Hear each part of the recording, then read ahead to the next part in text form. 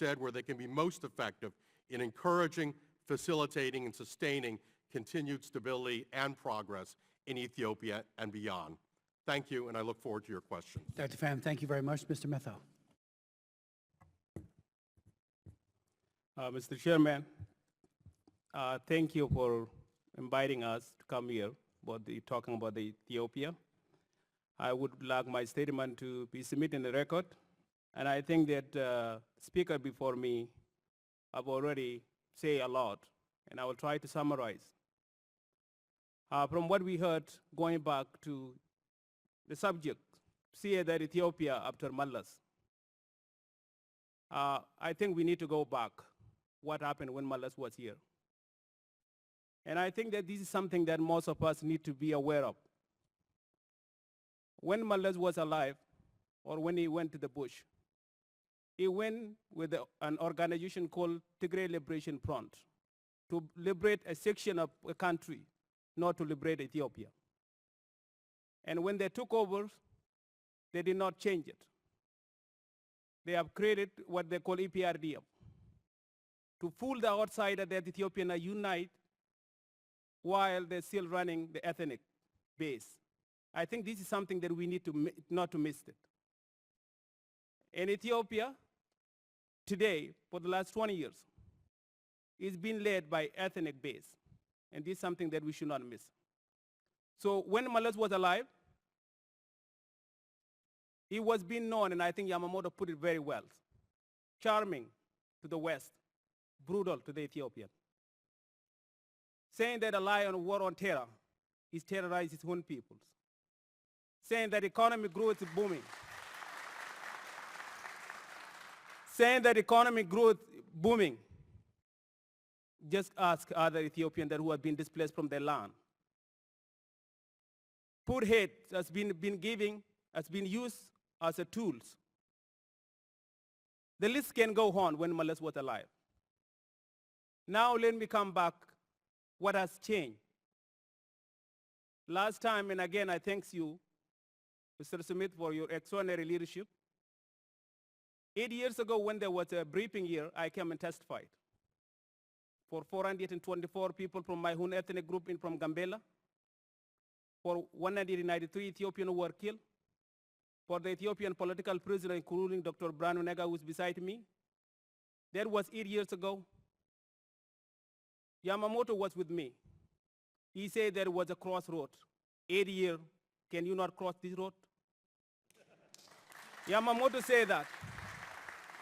Yamamoto claimed that by that time, Ethiopia, at the beginning of a new chapter, this book, they've never any other chapters since then. The point I want to make is this. I agree with some of the peoples. I disagree with some.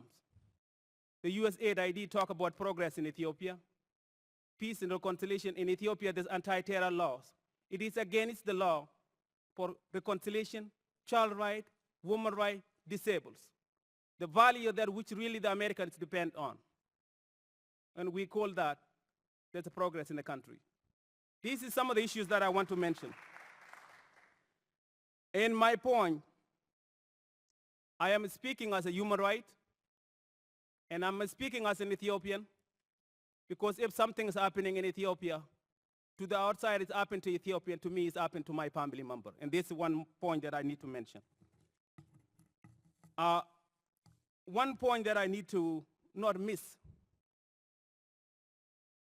In Ethiopia, the journalists are locked up in jail. In Ethiopia, what we need, the Ethiopian people, are simple things. We need to be giving a choice. All of you who are sitting, Mr. Smith, some people, you are representing people. In Ethiopia, we are denied to have our own Smith that we chose. And that's what we are asking for, nothing less. In that matter, right now, Mallas is gone, the regime is in place, but at the end of the day, the Ethiopian problem will not be solved by the outsiders, by the Ethiopian. We had many chances when the King Haile Selassie collapsed. We missed that opportunity. when the Derg collapsed, we missed that opportunity. At that time, there was a gentleman called Goswald in this house. The thing he predicts is what's going on today. Right now, Yamamoto may say that Ethiopia is a crossroads, but the Ethiopian is different. And I would like to now read a statement that I would like for all of us to know. The reason why I say that it's not an American, the simple thing that we are asking, we are not asking an American or a Western to free us. We are asking them not to be a roadblock to our freedom. We can free ourselves. And how do we do that? It's simple. For the last 12 months, the Ethiopian Muslim brothers was protesting just to choose the leaders who can preach them. The Ethiopian denied them, they've been protesting. Peacefully. The government want to divide them and say that the Ethiopian Muslim are radical extremists. And I say they are not. The Muslim and as a Christian and Ethiopian, we don't share faith, we don't share land, we share blood. And the blood cannot be taken away from us. We are one people. The hope and the change I'm seeing.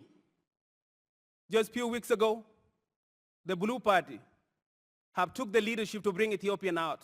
They called the people in Ethiopia and show up. And before they show up, let me read a statement I got from one young man. Dear Obang, it is now just 4 hours before we go out to rallies. I don't know what will happen. This may be my last message.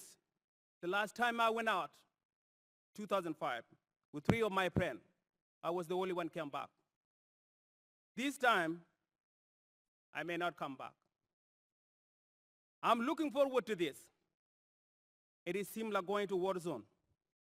The wholly different, the other side have gun, I have nothing.